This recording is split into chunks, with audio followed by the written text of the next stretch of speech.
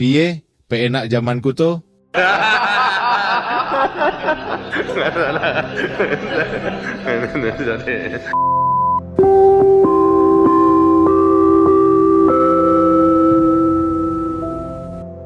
Halo Purwantini, apa kabar hari ini?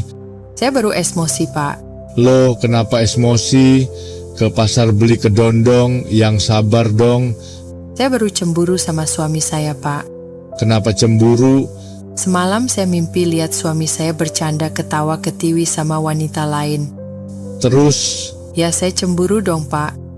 Setelah saya bangun, saya marah-marah ke suami saya. Dia bukannya minta maaf malah ketawa ketiwi.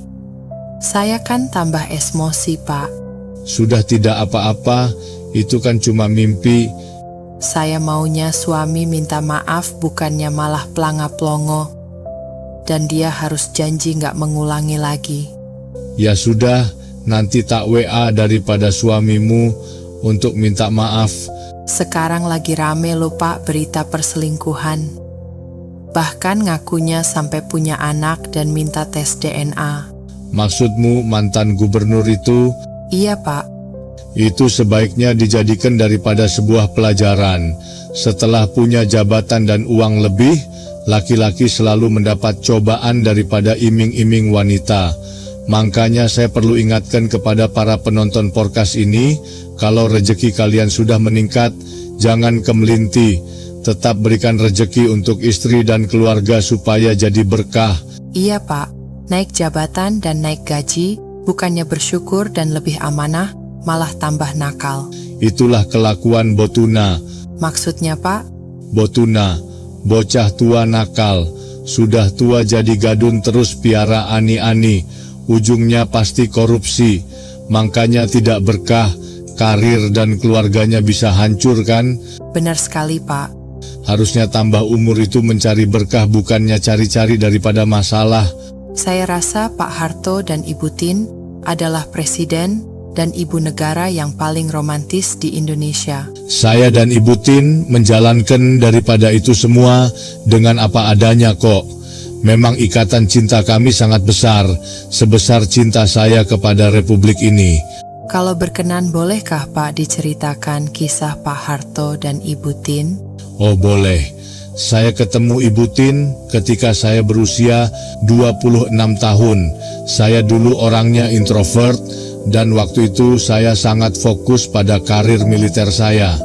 Dan saat itu bangsa ini sedang masa awal kemerdekaan, jadi saya sumbangkan daripada jiwa raga untuk menjaga Indonesia dari ancaman penjajah yang ingin merebut tanah air kita. Pada suatu waktu, keluarga besar saya memperkenalkan saya kepada teman sekelas daripada adik saya, seorang gadis Solo bernama Siti Hartina. Pada pertemuan itu, benih cinta saya dan Ibu Tin tumbuh. Pertemuan tersebut sepertinya sudah menjadi rancangan semesta, sehingga kami yakin bahwa kami akan dipersatukan dalam pernikahan dan hidup berbahagia. Pada awalnya, saya sempat ragu juga.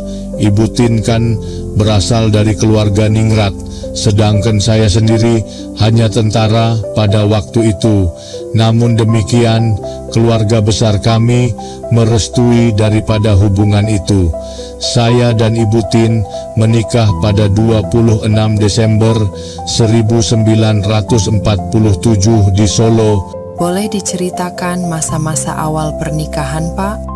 Pasti bahagia ya, Pak? Saat itu masa genting kemerdekaan dan saya harus menjalankan daripada tugas militer untuk membela Republik ini. 3 hari setelah menikah, saya putuskan untuk memboyong Ibu Tin untuk tinggal di Jogja karena tugas militer.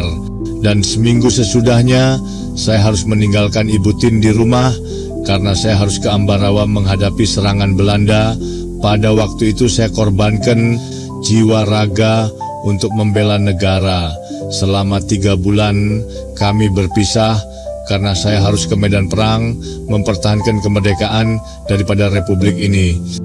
Kalau saya lihat foto-foto Bapak dan Ibu Tin, dari muda sampai tua terlihat bahagia dan semakin romantis.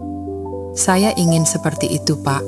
Dalam falsafah Jawa disebutkan bahwa istri itu adalah garwo sigaraning nyowo, yang artinya adalah istri sebagai belahan jiwa atau separuh dari nyawa. Maaf Pak, mau nanya, apakah Bapak dan Ibu Tin pernah cekcok atau berdebat? Soalnya saya dan suami saya sering, Pak. Dalam budaya Jawa, pernikahan itu diibaratkan seperti sendok dan garpu di piring makan. Sendok dan garpu sering berbenturan dan menimbulkan daripada suara, tapi tidak sampai memecahkan piring. Paham maksud saya? Paham, Pak. Dulu Ibu Tin menyampaikan ke saya bahwa dia ingin membuat daripada taman yang mencerminkan Indonesia. Dan syukurlah saya bisa mewujudkan daripada keinginan Ibu Tin menjadi yang sekarang dikenal sebagai Taman Mini Indonesia Indah. So sweet sekali Pak Harto. Terima kasih ya Pak atas ceritanya. Semoga kisah Bapak menginspirasi masyarakat untuk membina keluarga yang bahagia. Saya juga senang bisa berbagi cerita.